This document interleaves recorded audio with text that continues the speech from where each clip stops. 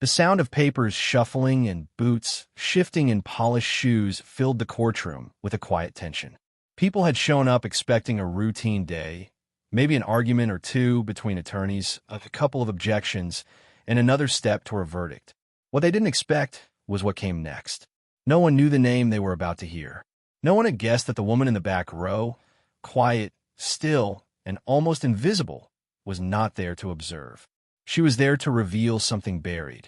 And by the time she spoke, a courtroom full of soldiers, lawyers, and officers would be left unable to look away. It started like any other morning in a military courthouse. The sun poured through tall windows, bouncing off the wood and casting long shadows over the floor. The smell of old polish mixed with faint traces of coffee. Uniforms lined the benches. Notebooks out. Everyone waiting. The judge's voice broke the murmur. "Proceed, Lieutenant." Lieutenant Zephyrotis, sharp in his dress blues, stood and walked to the center. He had the confidence of someone fresh into his career, but already carrying the weight of pressure. His eyes scanned the room before focusing on the defense table. Today we will continue proceedings against Major Soren Casimir. The prosecution maintains that Major Casimir's failure to act decisively during Operation Stormfall directly led to the loss of 5 operatives. There were no reactions. Everyone knew that already. At the defense table, Major Casimir sat with a face that didn't move. His hands folded, his uniform crisp, but something in his eyes said he hadn't slept well in a long time. The trial wasn't just about duty. It was about guilt. He didn't speak, just stared straight ahead. The early part of the morning went as expected. Witnesses were called. Exhibit boards were wheeled in. Diagrams of mountains. Satellite photos. Red markings showing extraction zones. The words negligence and misjudgment came up again and again. Casimir sat there and took it, never looking left or right. In the back row, the woman didn't move. Her hands rested on a small leather notebook. No badge on her blazer. No insignia. No nameplate. Just a face that looked like it had seen too much. Then the moment came. The prosecution calls Thalia Voss. Heads turned. Most hadn't even noticed her. She stood slowly, calm, controlled. People shuffled in their seats to get a better look. The defense lawyer, Major Elias Thorne, raised an eyebrow, but said nothing. Thalia walked to the front with quiet confidence. Her eyes didn't wander. She raised her right hand, took the oath, and sat down in the witness chair. "Please state your name and occupation for the record," said the judge. Thalia Voss, intelligence analyst, civilian contractor. Her voice was soft, almost too soft. Rodas approached. "Ms. Voss, can you tell us about your involvement in the planning phase of Operation Stormfall?"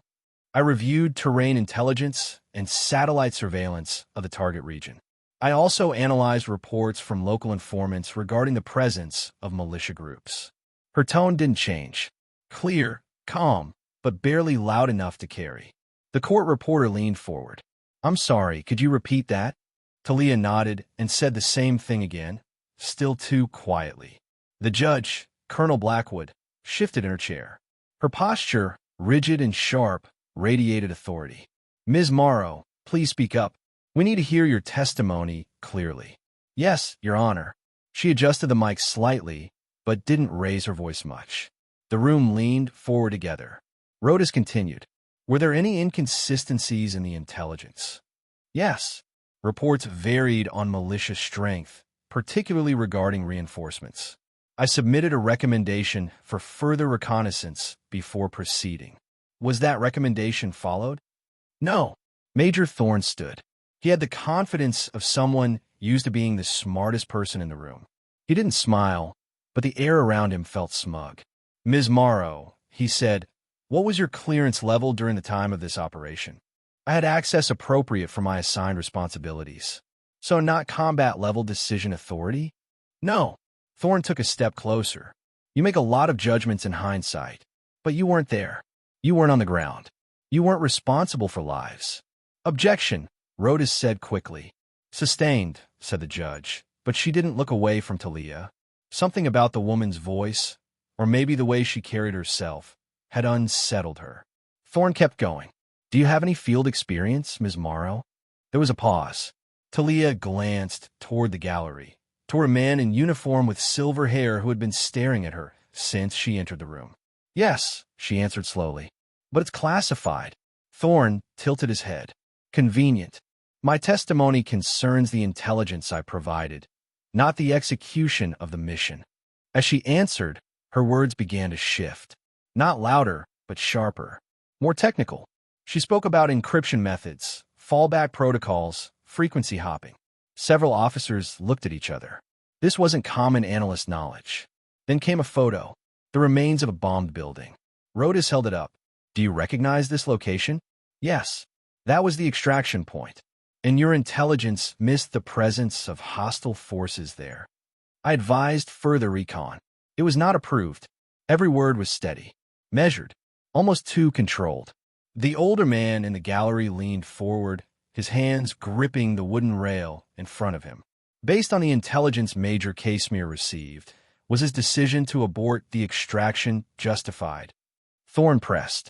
Thalia hesitated. Then she looked at Casemere. Based solely on what he received, yes. But that intelligence was incomplete. Gasps echoed through the room. You're saying something was withheld?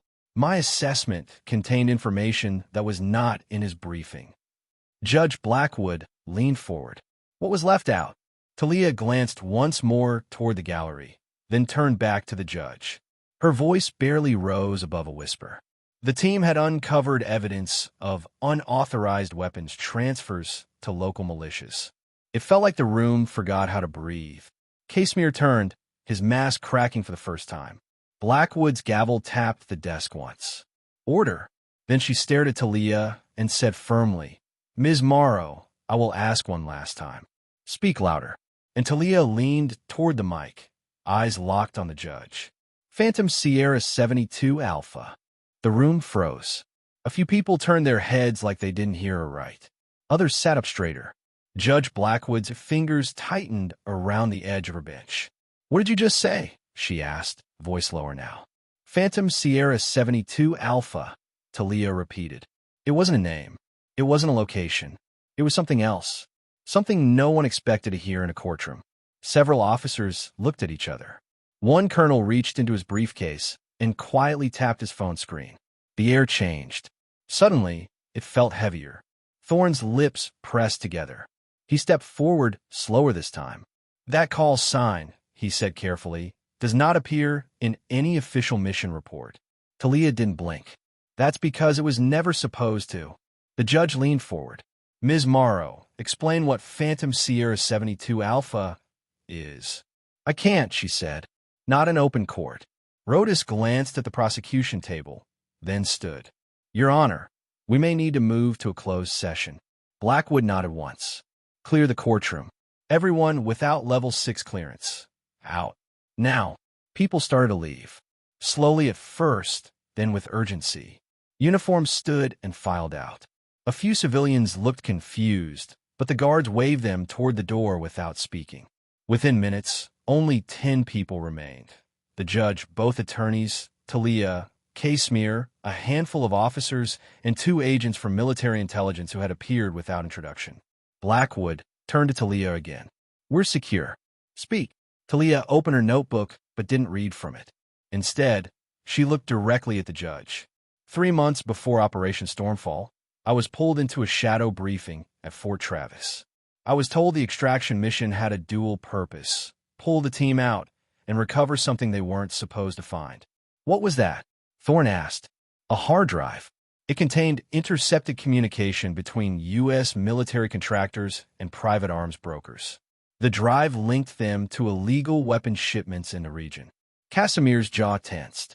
His fingers curled into fists on the table. You're saying this was known before the mission? Rodas asked. Yes, she replied, but it was buried. Someone high up ordered the intel split into separate reports. The piece about the weapons was kept off Casimir's desk. Who gave that order? Asked Blackwood. Thalia hesitated. The order came from a task group that doesn't exist on paper. Phantom Sierra. Now, one of the MI agents leaned forward. That name is restricted to Tier Black clearance. Ms. Morrow, how do you know it? She looked straight at him. Because I was embedded with them. For 9 months. You're not military, he said sharply. No, she replied. But Phantom Sierra recruited civilians under code names and non-disclosure protocols. We ran recon, sabotage, surveillance, all under the radar. Our missions weren't logged. If we died, we didn't exist. Blackwood's eyes narrowed. You were Black Ops? Yes, ma'am. For a long moment, no one said anything. Thorne finally broke the silence. Why are you bringing this up now? Thalia exhaled. Because 5 men died on that mountain, and the one man being blamed never had the full picture. I gave everything I had to protect this country. But this isn't protection. This is a cover-up. The older MI agent stood. This hearing needs to be suspended. Ms. Morrow has violated multiple security protocols. Blackwood raised her hand. Sit down, agent. But I said sit. He did, reluctantly. She looked back at Thalia. Can you prove what you're saying? I can, but it's not on government servers. It's offline. Where? Thalia hesitated again. A secure location in Virginia. But I'll only show it under direct legal protection. Casimir spoke for the first time. I remember that name. Everyone turned to him. Phantom Sierra, he said again. One of the mission briefings had a note. Just a scribble in the corner of a folder. I thought it was a call sign from another op. I didn't think it was related. Thalia nodded. It was a trigger word. That's how they flag files. You weren't supposed to notice. Blackwood stood slowly. Her face was calm, but her eyes weren't. This court is being adjourned until further notice. Ms. Morrow, you are now under protective custody. If what you say is true, this trial is the tip of something far bigger. BMI agents looked unhappy, but said nothing. As the judge stepped down from the bench, she paused by Thalia. Why now, she asked. Why risk it all to say this? Thalia looked at her. There were no tears, just a kind of tired strength. Because they left me behind once. I'm not going to let them bury the truth, too. The hallway outside the courtroom was quiet when Thalia stepped through the heavy wooden doors. 2 military police officers stood on either side of her, but not as captors, as escorts. One of them, a younger woman with a soft expression, glanced at Thalia as if she were still trying to figure out who she really was. They walked her to a small conference room just down the hall. It was plain, just a table for chairs and a pitcher of water that no one touched. General Foster was already there, standing near the window, talking softly on a secure phone. When he saw Thalia, he ended the call and turned to face her. You've just changed the direction of an entire investigation, he said calmly. That doesn't happen often. I didn't come to change anything, she replied. I just came to tell the truth. He studied her for a long moment, then nodded. Sit down, Commander. The word hit her differently now. She hadn't heard anyone say it out loud since before the ambush. For 3 years, she'd been just Thalia, or Ms. Morrow, or worse, a ghost. Now she was being called Commander again. It didn't feel like a title anymore. It felt like a memory walking back into the room. She sat. General Foster pulled out a small digital recorder and placed it on the table between them. This is for the Inspector General's review. To start from the beginning, the real beginning. Thalia looked down for a second, then up at him. It started with a message we weren't supposed to intercept. He didn't interrupt. She went on. Our team picked up a low-frequency transmission from a facility near Tabri. It was coded, but our comms guy, Reeves, cracked it. It was a purchase order for tactical-grade weapons. American-made, but the buyer wasn't us. It was a militia group flagged on our restricted engagement list. Foster frowned. And you logged that? Of course, she said. We flagged it, marked it high risk, sent it up the chain. A week later, our mission changed. We were told to recon the same site. No mention of weapons anymore, just high-value intel recovery. The language had been cleaned, scrubbed. She stopped for a second. Her throat felt tight, but she kept her voice steady. We went in. We found what we weren't supposed to find. Serial numbers, shipment logs, even drone footage. That's when the first bomb hit. She didn't go into detail about the explosion. Not yet. Just enough to set the weight on the table. I lost contact with half the team. We regrouped. Sent out the extraction signal. But something was wrong. The comms were quiet. Too quiet. Foster leaned forward. And the abort order? We didn't know it had been issued, she said. Not until it was too late. But I heard Casimir on the line. His voice. He was asking for confirmation. 3 times. Then he went silent. She looked at the recorder now. Not the man. He thought we were dead. Foster didn't speak for a moment. The only sound in the room was the hum of the wall vent. You survived, he said finally. Yes, she said, but just barely. I was unconscious when they found me. A shepherd and his grandson. They hid me, fed me, helped me walk again. When I finally made it to a safe zone weeks later, the news said I died in the field. My photo was in a memorial slide. Foster blinked slowly, clearly processing it all. Why didn't you come in then? Because the people responsible were still in charge, she said. They'd already buried the team. If I came forward without proof, I would have disappeared again. Only this time for good. He nodded slightly. You were smart to wait. No, she said quietly. I was just scared. But scared doesn't mean wrong. He looked at her again, with something new in his eyes now. Respect, maybe, or the beginning of it. There's one name that keeps circling this, he said. Hatfield, Lieutenant General. Retired now, but still pulls strings. Thalia's expression hardened. He signed the original extraction kill switch. That's the forgery in the documents. You have proof. I do, she said. Not just documents. Voice recordings. Bank transfers. Meetings. I collected all of it. And where is it? She tapped the side of her bag. Some here. The rest is locked away. 2 separate locations. Redundant copies. I wasn't going to let this vanish again. Foster stood up and walked to the door.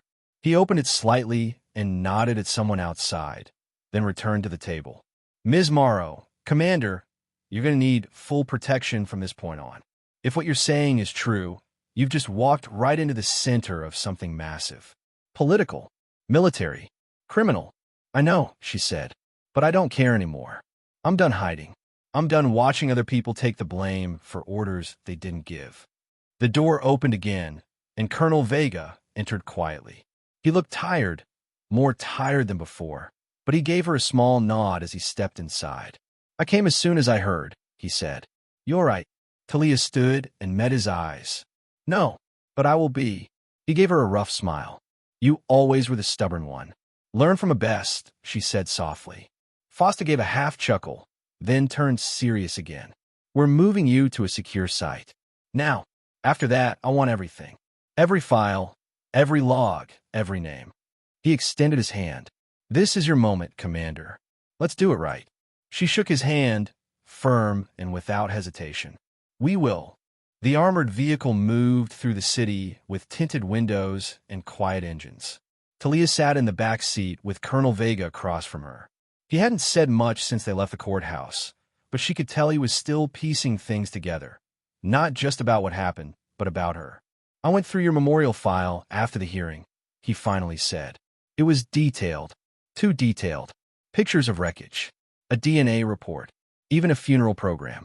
They needed to be sure I stayed dead, she said. And no one asked too many questions when the mission itself is buried. Vega sighed, rubbing a hand down his face. We should have known something was wrong. But when the report came through, everyone looked at each other and said the same thing. Damn shame. Thalia didn't reply. The vehicle stopped in front of a plain brick building with no sign and blackout curtains over the windows. A man in a dark suit opened the door and motioned them inside. The room they entered looked like any secure military briefing room. One long table, a row of high-backed chairs, a projector in the ceiling. Everything clean, official, and cold. Thalia placed her notebook on the table, along with a black, waterproof hard case. She clicked it open slowly. Inside were folders, photographs, printed comms logs, a USB drive, and a sealed microfilm cartridge. General Foster entered a moment later, followed by 2 officers from military intelligence. One of them, a woman with short-cropped hair and sharp eyes, sat and immediately began scanning the files Thalia slid across the table. No digital copies? She asked.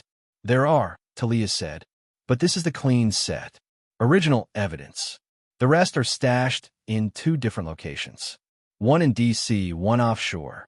Smart, Foster said. Redundancy saves lives. Thalia looked at him evenly. Didn't save theirs. A heavy silence settled for a moment.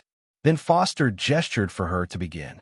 She took a breath and did what she'd done so many times in the past 3 years. She laid out the truth, piece by piece. It started with the altered mission brief for Operation Stormfall.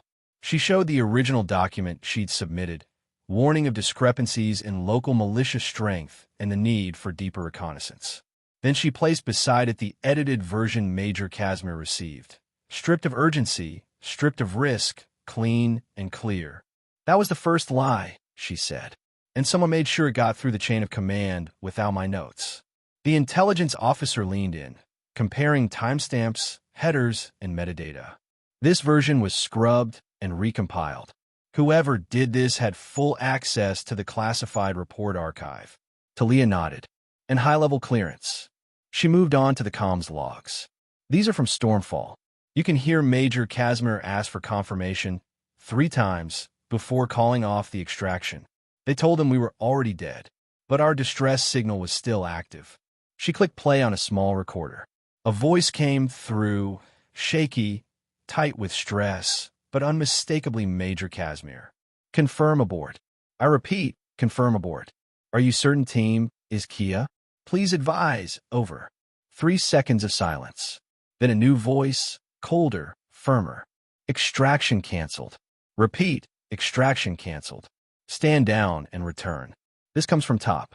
Do not proceed. Thalia pressed pause. They gave him no choice, she said. They manipulated his sense of duty, just like they manipulated the intel. The room was quiet except for the soft flipping of pages as one of the officers examined a mission map she had annotated by hand. Alternate escape routes, fallback positions, local terrain details. These aren't the notes of someone just doing desk work, the woman muttered. Thalia looked her in the eye. I was the extraction lead. I had boots on the ground. They just erased that part of my file. More documents followed. A list of intercepted transfers. Weapons moving from American stockpiles to front groups with no known affiliations. A breakdown of shell companies tied to defense contractors, each one tied in some way to Lieutenant General Hadfield's network. Off-the-record meetings. Confidential authorizations. And finally, the signature sheets, one with Colonel Blackwood's real signature authorizing the mission. The other, a forged abort order.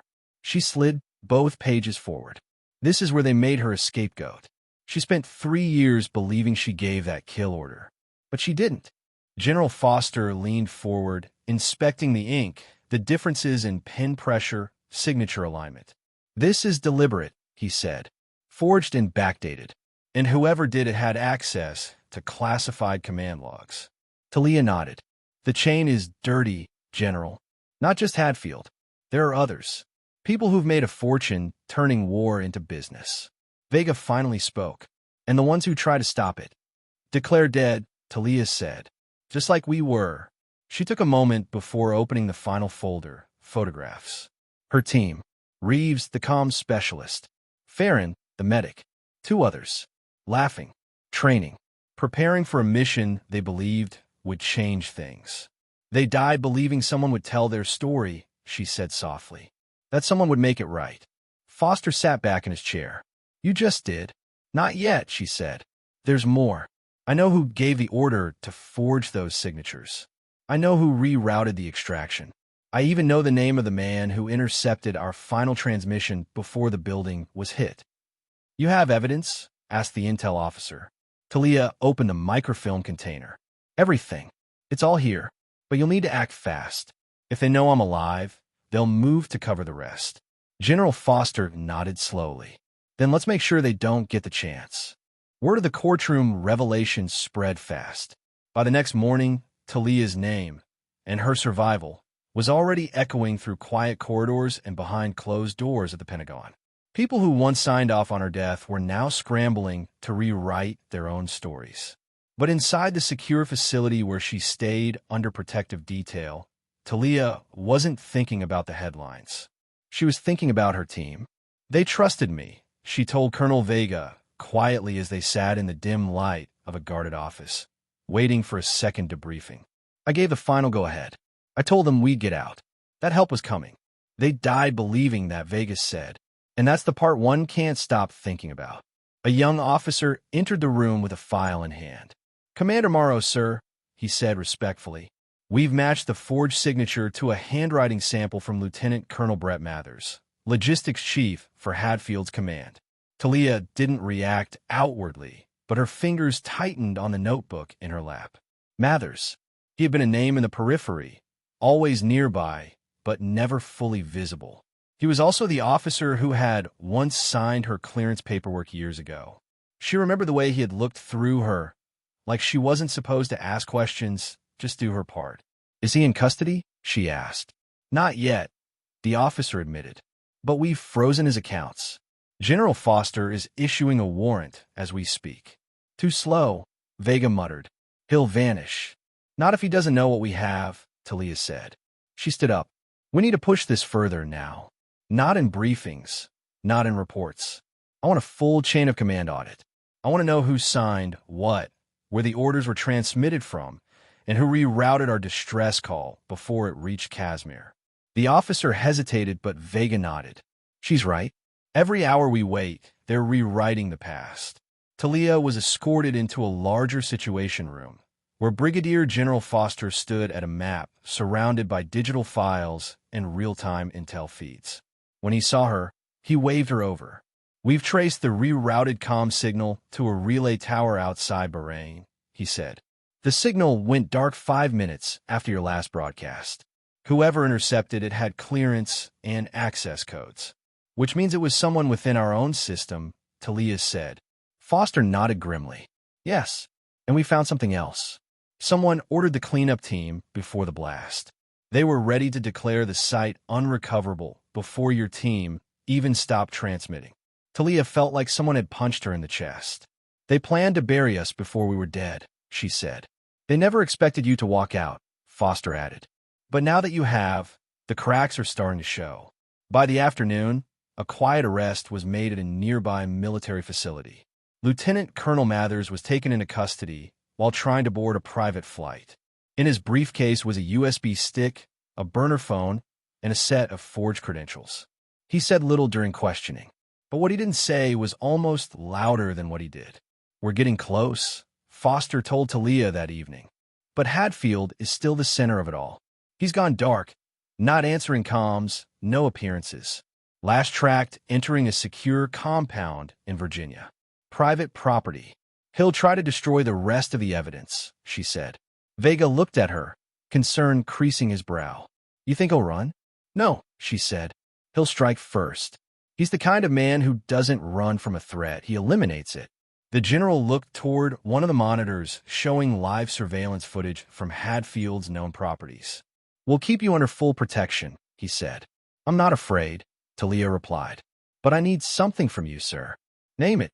Let me speak to Casimir again." Foster raised an eyebrow. "Why?" "Because he needs to see that the system failed him too. And because I think he remembers something from that day that he didn't realize was important." Permission was granted. That evening, in a quiet room inside the facility, Major Casimir was brought in. He looked better, clearer-eyed, steadier. But the weight still sat on him like a stone. Thalia waited until the guards had stepped outside before speaking. "You heard our distress call, didn't you?" He nodded. "I heard someone scream, 'Coordinates.' I thought I imagined it." "You didn't. That was Reeves, our comms tech. He rerouted the signal when he realized our channel was compromised, but he didn't have time to encrypt it fully." Casimir closed his eyes. "I remember hearing part of code phrase. Something about Sierra. Then static. Phantom Sierra 72 Alpha." His eyes opened slowly. "You remembered," she said. "You just didn't know what it meant at the time." Casimir looked at her like he was seeing her all over again. "They told me your signal was old, a ghost ping. They said it had bounced off a satellite days earlier, that you were already gone." Thalia nodded. "They wanted you to believe that, because if you had tried to reach us again, if you had insisted, they would have had to explain the real mission." "I failed you," he said quietly. "No," she replied, her voice softer now. "You were used, just like we were." There was a long silence between them. Not awkward, just full, like the space was finally being filled with something real after years of shadows. Casimir reached into his coat and handed her something. A folded note. "After the abort, I wrote a report. I put everything in it, all my doubts. But it was classified above my pay grade. I never saw it again. I kept a copy." She unfolded the paper. Typed words.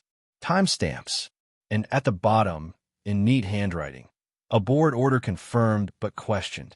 Recommend review of source channel. Extraction team may still be alive. Thalia looked up. You did try. I just didn't know it mattered. The next morning, security around the compound increased. Black SUVs came and went. Inside a special operations meeting room, the air was heavy with urgency. Colonel Blackwood had arrived early. She wasn't in her robes today, just a plain black blazer over her uniform, her hair tied back tightly. She looked like a woman who had decided to stop hiding behind protocol. Thalia stood beside her, holding the sealed waterproof case that carried everything she had survived to protect. They were about to enter a classified Joint Task Force meeting. Present, Brigadier General Foster, Colonel Vega, 2 NSA liaisons, and 3 silent observers in civilian clothes who didn't introduce themselves. The screen behind them displayed a satellite map with heat signatures tracking movement at Hadfield's Virginia property. This is where he's holed up, Foster began. Private contractors guarding it. Surveillance jammers, encrypted comms, secured satellite uplink. This is no retirement home. It's a command bunker. He's preparing for fallout, Vega muttered. He knows the walls are closing in. One of the civilian observers spoke quietly. We have reason to believe General Hadfield has already initiated a burn protocol. Evidence is being destroyed as we speak. That's why we can't wait, Thalia said, stepping forward. If he's burning records, that includes names, whistleblowers, soldiers, families, people who trusted the chain of command. Foster nodded. We're preparing a full seizure operation, but we need your testimony, Commander, officially recorded and locked into the system before we proceed. No one can erase it then. I'll do it, she said without pause. Thalia spent the next 5 hours inside a secure briefing room, giving her statement. Every detail, every transmission, every face. She gave voice to the dead, and, as she did, you could feel the weight of it in the room. Even the hardened staffers stopped taking notes at times, just listening. When she finally finished, Colonel Vega entered the room and sat across from her. He had a folder in hand and a tired look in his eyes. They're preparing the operation to take Hadfield into custody, he said. But it's not simple. He has former operatives on his payroll, Black Ops veterans, some with no official record. So do I, Thalia said calmly. They just don't know they're mine yet. Vega looked up. What do you mean? I've been in contact with someone who stayed hidden, just like I did. An old friend who owed Reeves a favor. He tracked Hadfield's offshore accounts for me. Vega blinked, surprised. You didn't include that in your statement. I wanted to make sure he was still safe first, she said. He's ready now. He sent me something. She handed over a small flash drive. That's a financial ledger, tied to a shell company that funneled arms contracts through civilian tech suppliers. Hadfield's name is all over it. Vega stood up slowly.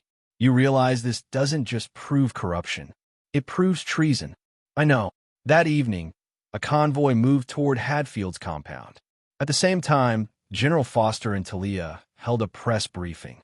Not public, not yet, but official. On the record.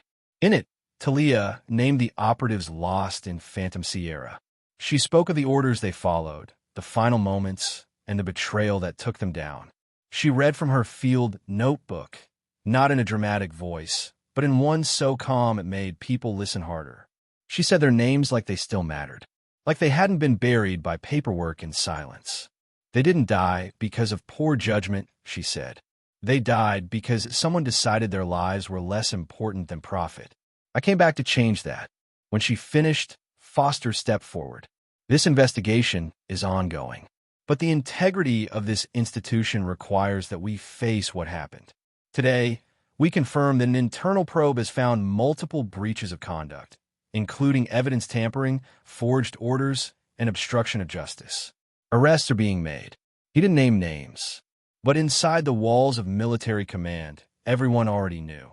That night, in her secured quarters, Thalia sat quietly, staring at the compass that had belonged to Reeves.